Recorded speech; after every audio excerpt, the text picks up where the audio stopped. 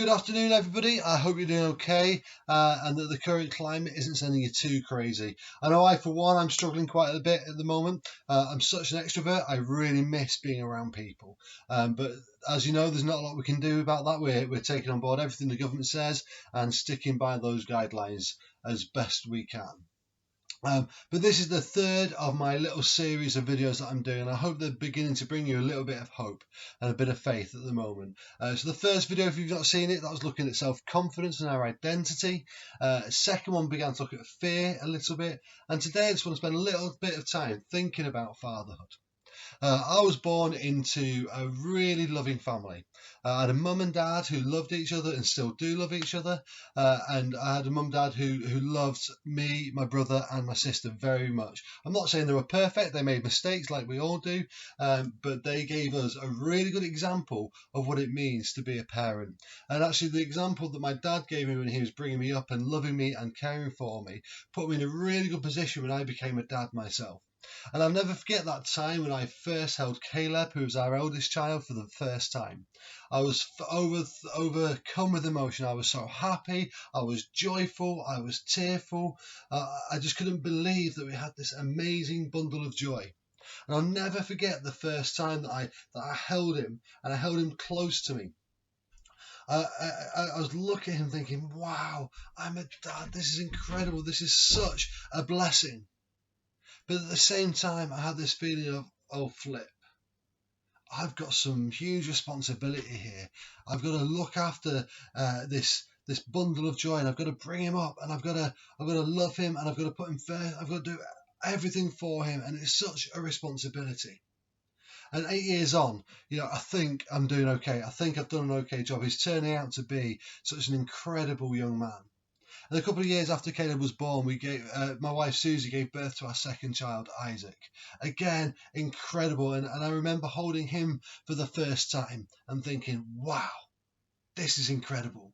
I'm a dad again. But again, kind of those same feelings of, oh man, this is such a big responsibility. Am I right for it? Am I old enough for it? Am I ready for it? Can I do this thing justice? But with Isaac, things got a little bit complicated. All throughout Susie's pregnancy with Isaac, she was in vast amounts of pain.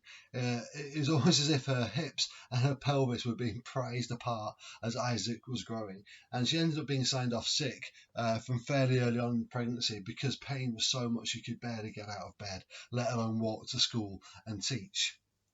So things got very difficult. And it got to the point where the pain became so much that the doctors agreed to induce her early.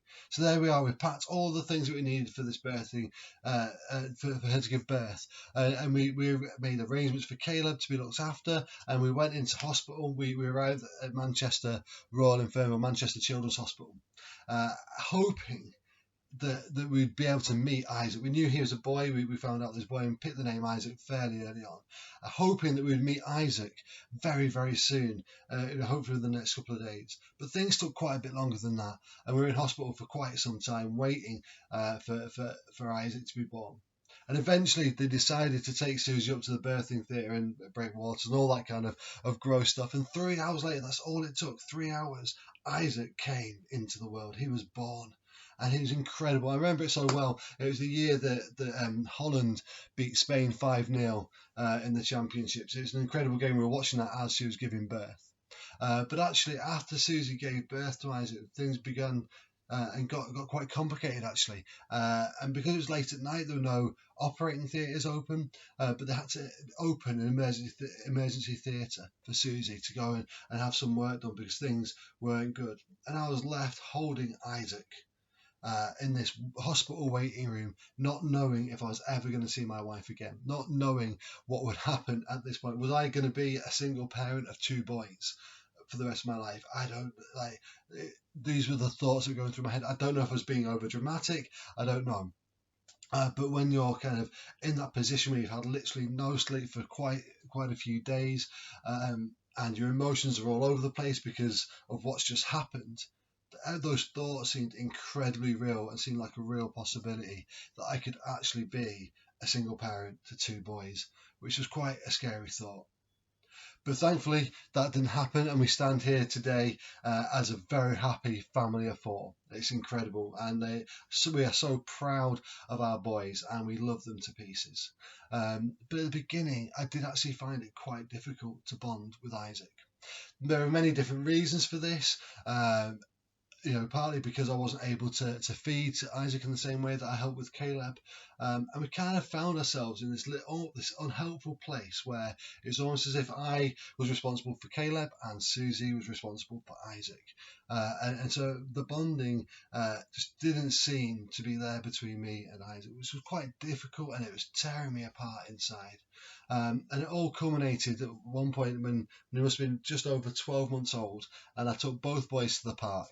And it's one of those trips that I wish just had never happened. It was a disaster right from the beginning to the end. The boys are screaming throughout, and we're all grumpy. And I as a father, I've made many mistakes, and I'll continue to make many mistakes. But I made a monumental mistake on this day, and I lost my temper, and I started shouting at the boys, and we were all crying, we were all shouting at each other and screaming. I tell you, our two boys have got an incredible set of lungs on them. I dread to think what the neighbours must have thought as we were walking past and walking home. And I have no idea what Susie must have thought when we walked through the front door. Susie was having a rest. I think she had tonsillitis at the time, so I took the boys out in order to give her a bit of space to rest. But I have no idea what she thought was happening as we walked through the front door, with having two boys screaming and me shouting and me basically having lost control of the situation completely. It was not a fun trip to the park whatsoever. And then me and Susie had one of these arguments, which actually proved to be really helpful. And Susie very helpfully pointed out the problem that was going on and spoke into the situation. And at first I found that incredibly difficult to hear. It's almost as if, I had let my son down, which is what no dad wants to do. And I felt incredibly guilty about it. But actually, it was really good for me to hear that because it was true. And I needed to change things. I needed to spend more time with Isaac. I needed to be able to bond with him more. And so from that moment, I was able to do that. And right now, I have the most amazing relationship with Isaac. I have such a great relationship with both our boys. And I'm so grateful that Susie pointed that out because otherwise I could have lost out on so much. And I know that when we talk about fatherhood, it brings up a range of different emotions for many different people. Some it's got happy memories, for others it's got not such happy memories. But do you know what? I want to tell you today that there is a Father in heaven for each and every one of us. A Father in heaven who, despite what our earthly father was like, we have a Father who is perfect in heaven, who loves us in such a pure and perfect way. A Father who wants the very best for us. A Father who loves us and is desperate to have a relationship with us. And is calling you as his child to have a relationship with him now. I've been reading a fair amount of the Bible recently with all the spare time that we've had. I've been loving digging deeper into the Bible, and I've come across this amazing verse in Deuteronomy. Now, Deuteronomy is the second is in the Old Testament of the Bible. It's part of what we call the Pentateuch, which is the first 5 books of the Bible. And normally it can be quite a difficult book to read, but I found these words absolutely incredible. And it's Deuteronomy chapter 1, verse 31. It says, "And in the wilderness, there you saw how the Lord your God carried you as a father carries his son all the way you went until you reached this place." Now, to give this verse a little bit of context, I've got to kind of give you a brief history of what's happened. Okay, so the Old Testament is talking about a group of people called the Israelites, and they were God's chosen people.